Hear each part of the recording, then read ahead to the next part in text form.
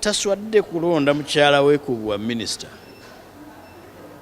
oyo tasobola kuswala kulonda mutabani we kukulembera magye.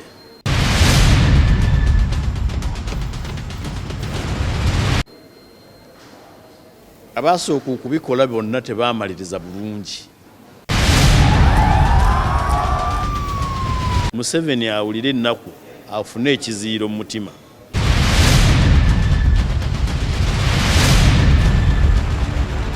Njagala kusaasira mutabani wange Vincent bamulanga Kisempijja. Omusajja n'akola mineral shuffle y'abantu simanyi bataano nga gwe target gwe gwazza okugoba.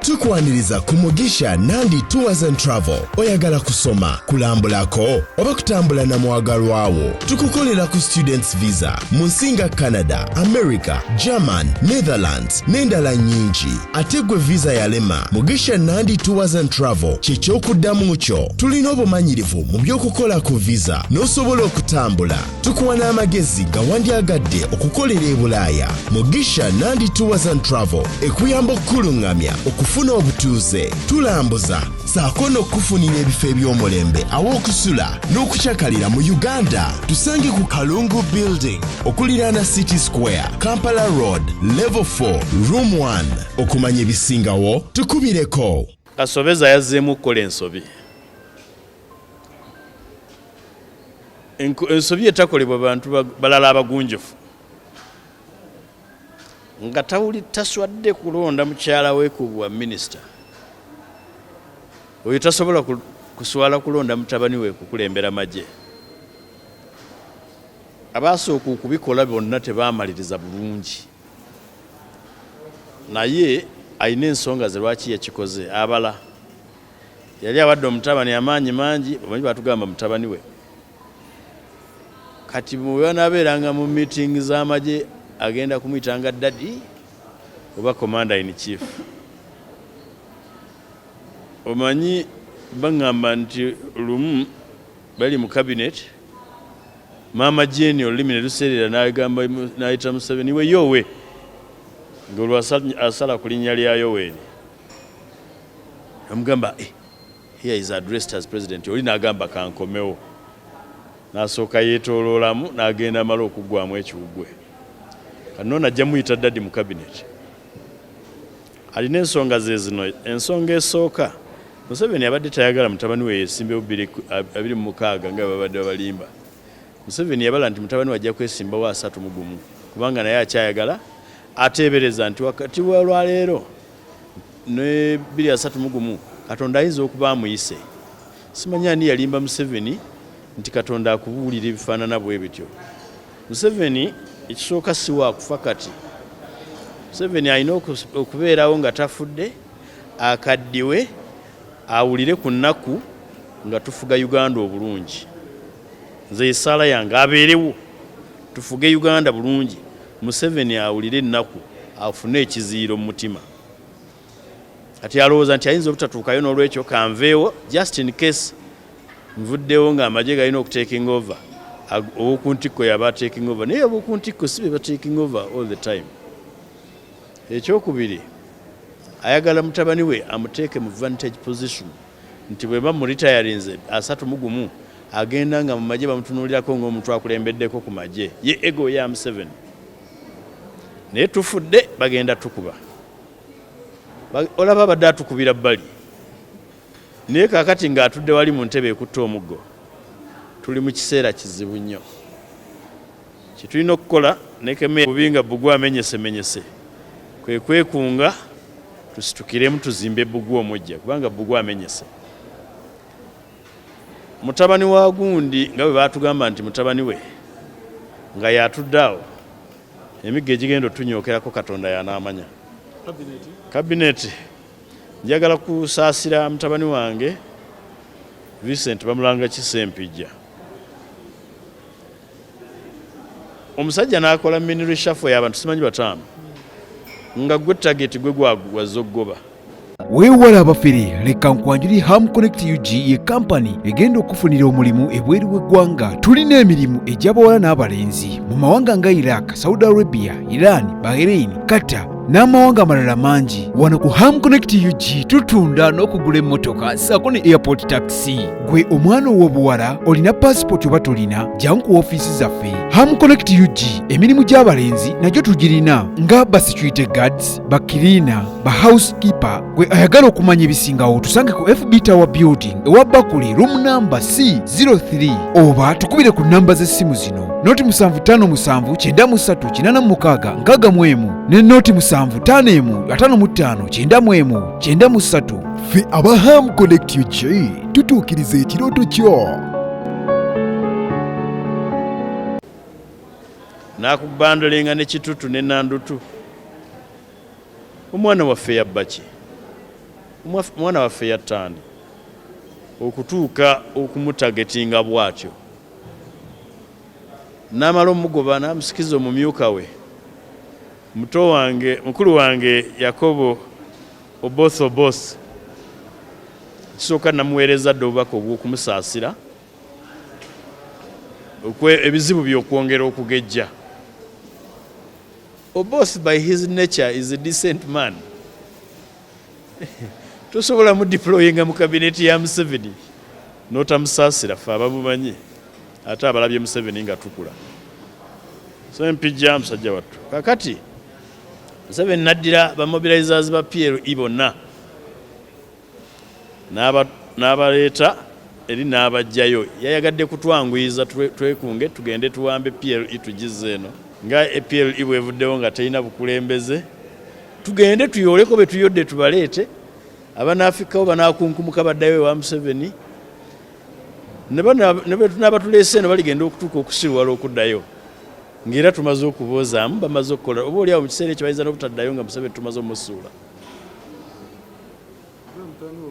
Njagala kuyozaayoza muganda wange Balamu kubanga ye ali ku level eyozaayozebwa okuyingira mu kabineti ya Museveni. Abo be bantu balina okubeera mu kabineti ya Museveni.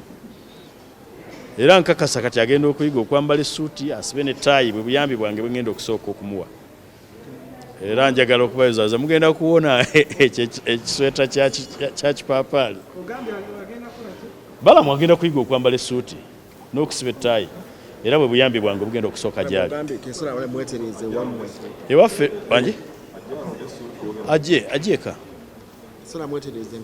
kyekiseera twetereze tuve mu kwerumaaluma mu buntu obutono ennyo atulazeeko. Ekyokubiri kaakati eri gye yali atumye mutabani we he has demobilized. Tugende tubanone tubasombe luno lwe tuli mu lutalo era saagala ffe twekuluntaze nti abali eyo bonna babi bajje tubanaaze olidde tubatereeze kubanga mu lutalo abo bonna beetaaga. Mu lutalo bwe tuba tugenda tutwala n'abanaakola ebyobusiru bonna tubeetaaga mu lutalo olugoba Museveni. Era naye bwe yali agenda mu nsiko abasiru n'ababbi yabatwala. Kakati olw'okuba naffe tuli mu lutalo lwa mugoba n'ababe bwe munaabamu abagezi tubatwale, bwe munaabamu abasiru tubatwale, bwe munaabamu abazigu tubatwale. Oba oli awo bajja tuyamba okumukola ki okumuggyako tunaabanaaliza eno ne jjiiki.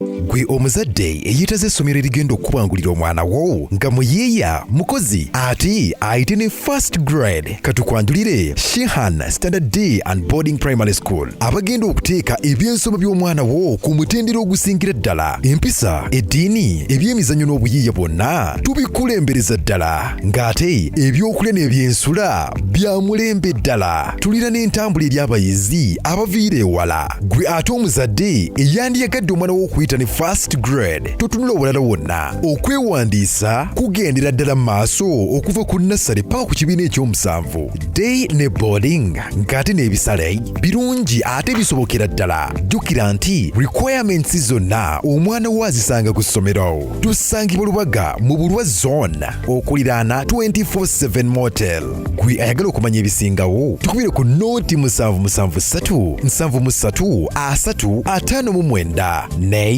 noti 757 noti 6 26 96 Shihan Standard Primary School. We invest in education. I know that he's going to start wearing suits. He will learn how to tie a good knot of a necktie, and that's my first pledge to him. He's welcome. Well, we should brace up for more. They are going to beat us. The first, they are going to beat us. The second is for Ugandans, those that take long to understand basic facts, to understand who Museven is. He's a chauvinist of sorts. And I always thought he was a religious, a tribal zealot. Now I think he's a family zealot. He believes so much in empowering his family to take over everything that they think they need to take over.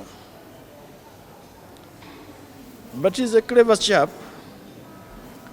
One, he had empowered his son so much, and he realized that the speed at which the son was moving is not the speed that he wanted.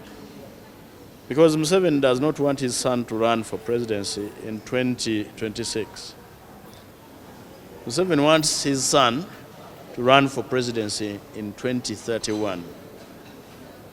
But he realized that the level of empowerment and the speed at which the boy was moving could be dangerous in 2026, that the boy might be tempted to run against him.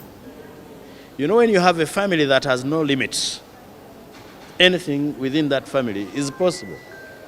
In Parliament here, I've ever seen somebody who stood with his son, I think 8th or 7th Parliament, and he lost to his son.